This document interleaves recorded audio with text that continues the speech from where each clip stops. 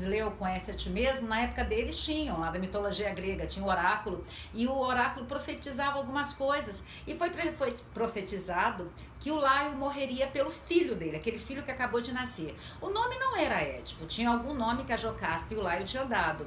Ele, assustado com aquela profecia, pendura esse menino na floresta pelos pés e deixa lá a morrer e vai embora para a cidade dele. Só que ele não contava que alguém ia achar esse menino, ia tirar ele da árvore, os pés estavam inchados, na hora que soltasse o pé estava inchado, e quem achou deu o nome de Édipo, porque significa pés inchados. Beleza, esse menino é criado lá pelo alguém que achou ele, e o Laio e a Jocasta seguem a vida deles, casado, e seguiram. Só que tem um dia que o Laio e o Édipo se encontram em algum local. E o que acontece? A profecia se cumpre. O Édipo mata o Laio. E o Édipo, matando o Laio, ele segue em sentido à cidade da Jocasta, onde tinha um enigma para ser decifrado. Qual era o animal que nascia com 4 patas, ao meio-dia estava com 2 patas e ao entardecer estava com 3 patas? Como você deve ter descoberto, o Édipo descobriu, era o homem, o ser humano. É bebê, adulto e depois a terceira pata é a bengala. E ele casa com a Jocasta, tem vários filhos, só que um dia descobre-se que o Édipo era filho da Jocasta. E o que acontece? Ele não suporta aquela dor, perfura o olho, que ele não queria enxergar aquilo, simbólico de enxergar, né? E a Jocasta se suicida. Bom, Freud começou a estudar a teoria, quando ele tinha lá a sua idade de formado em medicina. Ele tinha ido lá estudar com Charcot na França sobre a hipnose. O Charcot hipnotizava as pessoas, tirava a mulher do sintoma histérico. Histeria é útero, histeron do útero, só que acreditava que só mulheres tinham aquele sintoma histérico. Hoje a gente já sabe que o nome histeria é uma neurose, a histeria de conversão, é quando você somatiza no seu corpo as questões emocionais. Hoje dentro da neurose a gente tem histeria, obsessiva e as fóbicas. São 3 tipos de situações. O Freud, ele simplesmente analisou essa situação quando ele começou a estudar a interpretação dos sonhos. Que aí o pai dele tinha morrido e ele começou a ter muitos sonhos dessa situação com o pai. E ele começou a perceber que o pai dele era uma pessoa bacana. Ele que não deu conta de entender, porque a Amália tinha uma obsessãozinha por ele lá, né? A Amália, até o Freud fala no final da vida dele que a mãe não morria, a mãe morreu com 97 anos e a diferença de idade deles dois é 20 anos. Porque o Jacob tinha 40 anos, casou com a Amália com 20 e trouxe 2 meios irmãos. Um casado e outro que morava com eles. O Jacob já estava no 3º casamento. A primeira mulher são esses 2 irmãos, meios irmãos do Freud. A mulher do meio não é muito comentado. E tem a Amália, que ele casa quando ela tinha 40 anos. O Jacob Freud era da raça judia, então o Freud nasce nessa questão do judeu. E quando ele é criado nessa família, ele olha para a Amália e tá, beleza, vê que é mãe. Olha para esse meio-irmão e ele começa a ter por esse meio-irmão um sentimento de pai, que esse meio-irmão era pai dele, e pelo Jacob, avô, então ele acaba tendo um distanciamento. E tem aquela história também, que é muito clássica, quando o Freud tinha 4 ou 5 anos, o Jacob atravessou a rua quando alguém estava ofendendo ele por ser judeu. E o Freud, inconformado, queria que o pai brigasse e fizesse um escarcéu. E quando ele está lá na interpretação de sonhos, aqui os compêndios do Freud, nos compêndios do Freud são 2 livros de interpretação dos sonhos. Quando fizeram 100 anos, foi lançado um só, que juntou os 2 e colocou na linguagem mais contemporânea. E aí o Freud começou a entender a volta dos sonhos, que ele analisava os sonhos dele. E o interessante é que as coisas não acontecem por acaso. O Freud, desde criança, já anotava os sonhos dele. Então, quando ele está nesses 40 anos dele, o pai dele com 80 tinha morrido, ele começa a ver que o pai era uma pessoa bacana. O pai tinha uma característica maravilhosa, era pacificador, era um cara do bem. Só que ele não deu conta de relacionar com o pai. E aí ele começa a ver, pega emprestado da mitologia grega. Freud pegou muita coisa da mitologia grega. Ele pegou o narcisismo da mitologia grega, pegou o Édipo da mitologia grega e começa a perceber que quando nasce um infante na família, seja feminino ou masculino, tem essa triangulação que acontece. Uma triangulação mesmo do triângulo. O pai, a mãe e o filho, o infante. Que esse casal, eu vou usar a figura homem e mulher, mas você entenda que pode ser 2 homens e 2 mulheres. Porque função materna e função paterna não tem nada a ver com questão de gênero. A mãe pode fazer a função paterna e o pai pode fazer a função materna. Por isso que dois homens podem criar um ser humano e ele não ter, como todo mundo fala por aí, eu acho horrível falar que dois homossexuais vão gerar um homossexual. Primeiro, não é assim. Essa homossexualidade é um comportamento que aprende no meio que a pessoa está. Segundo a teoria do Freud, do compêndio 7 dele, fala muito da teoria da personalidade biopsicossexual. Nada de bio, psicossexual. Sexual. E o infante nasce com aquela característica na boca, a libido na boca. Depois passeia para os esfíncteres, as fezes. Eu não vou falar hoje da fase oral nem da fase anal. Eu quero entrar na fase fálica, onde acontece o complexo de Édipo. É na fase fálica de 3 a 7 anos, de 3 a 5, Freud escreveu, que acontece essa construção da personalidade psicossexual. E o menino e a menina, todos dois nascem. Nós nascemos bissexuais. Ninguém nasce já definidamente eu sou heterossexual ou homossexual. Não. A teoria da psicanálise fala que nós nascemos bissexuais, todos nós. A gente vai construindo ali, no desenvolvimento dessas fases da libido, da concentração da libido, da fixação da libido ou não, e a gente vai desenvolvendo. E o complexo de Édipo se dá exatamente quando o menino fica fixado na mãe e a menina fica fixada no pai. Aí a castração não aconteceu, acontece uma castração fraca, que aí desenvolve aquilo que o Freud falou que são as perversões sexuais ou parafilias.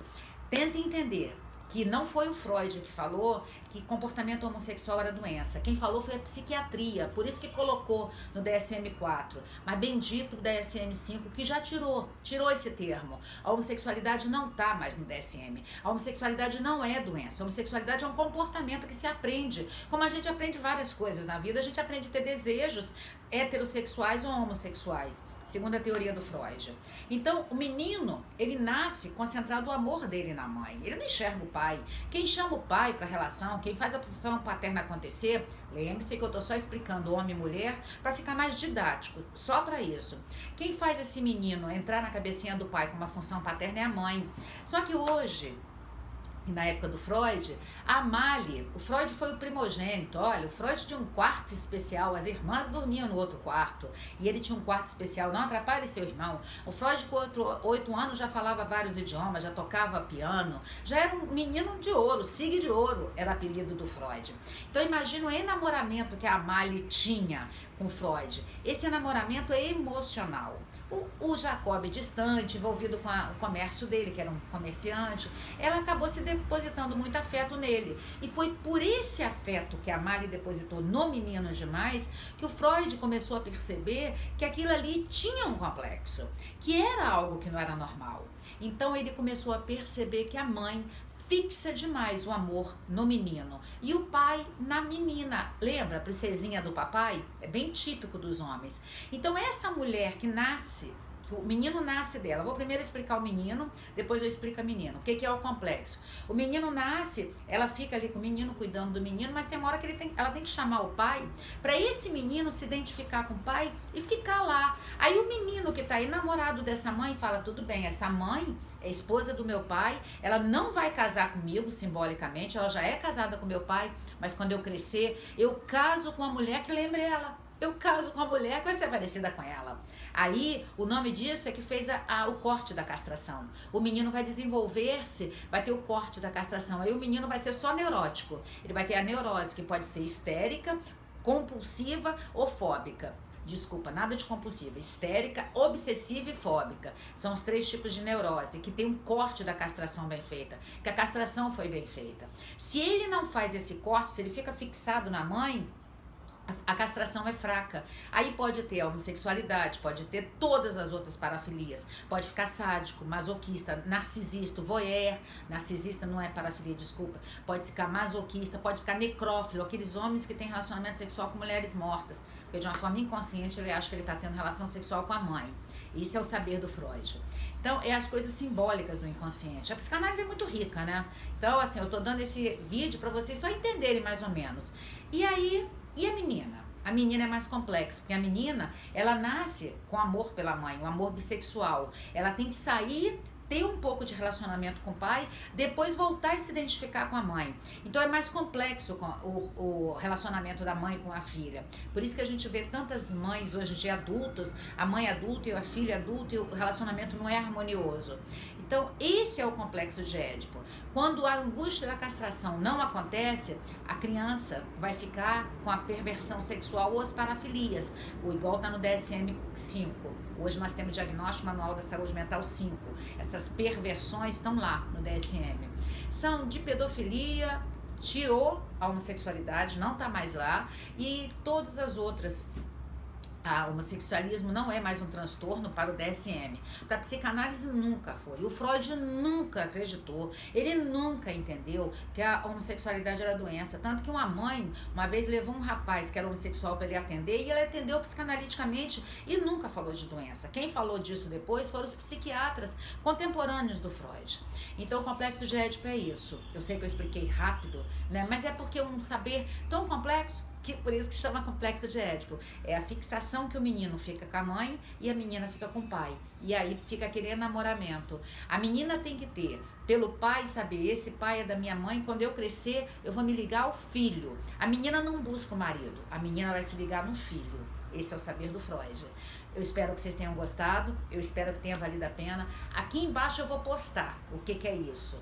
Então leiam, se vocês ficaram com dúvida, ficou complexo, porque eu reconheço que esse saber aprende nos 30 meses da formação teórica e psicanálise. A gente está abrindo a nova turma, dia 27 e 28 de maio tem uma nova turma. Se você quer estudar com a gente, venha no Instituto Cássia Rodrigues. E se você é de fora de Vitória, da Grande Vitória, você é do Espírito Santo, nós temos uma turma dia de sábado, que você também pode estudar. No dia 11 de março tem uma nova turma em sábado. Se você quiser estudar, vem estudar no dia de sábado. É um sábado por mês, de 9 às 17h30. E segunda e terça, dia 27 e 28, tem dois encontros à noite que você pode estudar. Então, isso é o saber do Freud. Eu, Cássia Rodrigues, sou apaixonada pelo saber do Freud. O saber do Freud um dia me deu a oportunidade de criar situações maravilhosas na minha vida, de autoanálise, de descobrir realmente quem eu sou, de não ficar com tanto mecanismo de defesa na minha personalidade. Vou de novo fazer um dia outro vídeo de mecanismos de defesa, porque muitas pessoas estão me pedindo um mais detalhado. Por hoje, eu só queria explicar complexo de Édipo. Se gostaram, curtam esse vídeo, comentem, eu tenho respondido a todos, eu tenho lido todos.